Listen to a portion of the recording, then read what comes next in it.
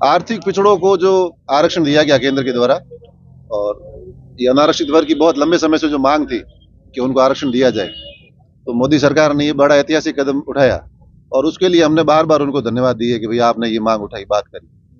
पर उसके बावजूद उसमें ऐसी विसंगतियां हटा दी गई, ऐसी शर्तें हैं जिसकी वजह से जो वास्तविक गरीब है उसको उसका पूरा लाभ नहीं मिल पा रहा।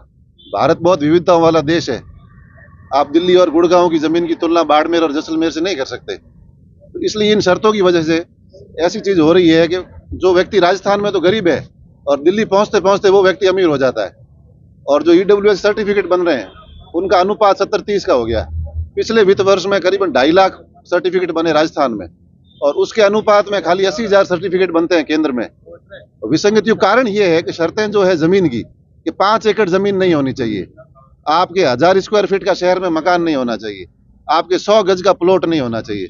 अब आप बताएं कि राजस्थान जैसा जो पश्चिमी राजस्थान का एरिया है, यहाँ से गरीब व्यक्ति भी 10 बीघा जमीन लेके बैठा है, उसका किया क्या जाए। गुड़गांव में एक प्लॉट की कीमत करोड़ रुपए है और यहाँ 15 बीघा जो जमीन है उसकी कीमत लाख रुपए। ये विसंगति हम हटाने की 2019 से हम लगातार मांग कर रहे हैं कि आप इस विसंगति को हटाएं। इस वजह से जो ग्रामीण एरिया का जो बालक है, जो छात्र है, उनको पूरा लाभ नहीं मिल पा रहा, उसके सर्टिफिकेट नहीं बन पा रहे, वो नौकरी में नहीं आ पा रहा, वो प्रतिस्पर्धा में टिक नहीं पा रहा। 2019 से हम लगातार मांग कर रहे हैं। हमने सारे राजस्थान के एमएलए से लिखवाया, सभी एमपी से लिखवाया, तकरीबन भाजपा जो कार्यालय है यहाँ हम धरना दे रहे हैं श्री छात्र प्रसाद फाउंडेशन के बैनर पर, 550 भाजपा पदाधिकारियों से हमने लिखवाया सहमति पत्र के हमारी मांग सुनी जाए। उसके बाद में हमने 1000 सरपंचों से लिखवाया ये बात कि आप इस बात को हमारी सुने। उसके बाद में दिल्ली जाकर हम जितने भी भाजपा के सांसद है सबको हम व्यक्तिगत मिलके ये पत्र दे के आए। उसके बाद में प्रधानमंत्री जी मोदी तक गजेंद्र सिंह शेखावत के मार्फत हमने बात पहुंचाई। जो समाज कल्याण मंत्री है वीरेंद्र कुमार, उन तक हम मिलकर बात पहुंचा के आए। ये 3 साल हो गए हमें करते हुए संघर्ष, छात्र प्रसाद फाउंडेशन और अन्य सभी सामाजिक संस्थाएं, पर अब तक कोई हमारी बात सुनी नहीं गई। हम ये बात सुनाना चाहते हैं, हम बात पहुंचाना चाहते हैं कि गरीब की बात आप सुने।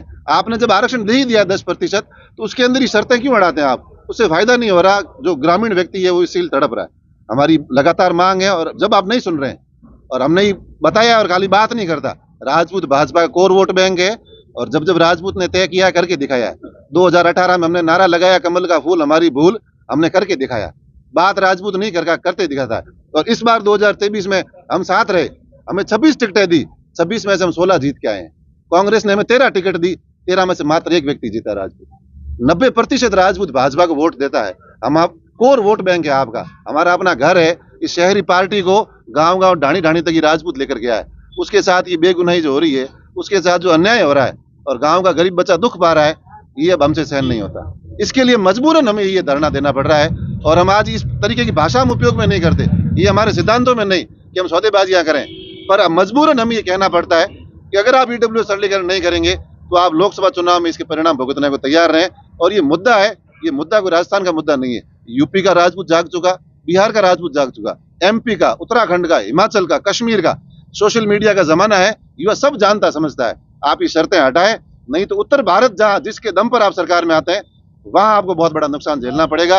और हम धरने पे बैठे हैं फाउंडेशन के बैनर पर। ऐसे धरने भाजपा के सभी जिला मुख्यालयों पर दिए जाएंगे और not even in Rajasthan, Uttar Pradesh में दिए जाएंगे, मध्य प्रदेश में दिए जाएंगे, दिल्ली में दिए जाएंगे, दिल्ली के केंद्रीय कार्यालय पर दिए जाएंगे। हमारी बात को सुना जाए, समझा जाए और इस गंभीरता को समझें, देखें और इसमें सरलीकरण के लिए जो भी उपाय किए जा सकते हैं वो उपाय करें।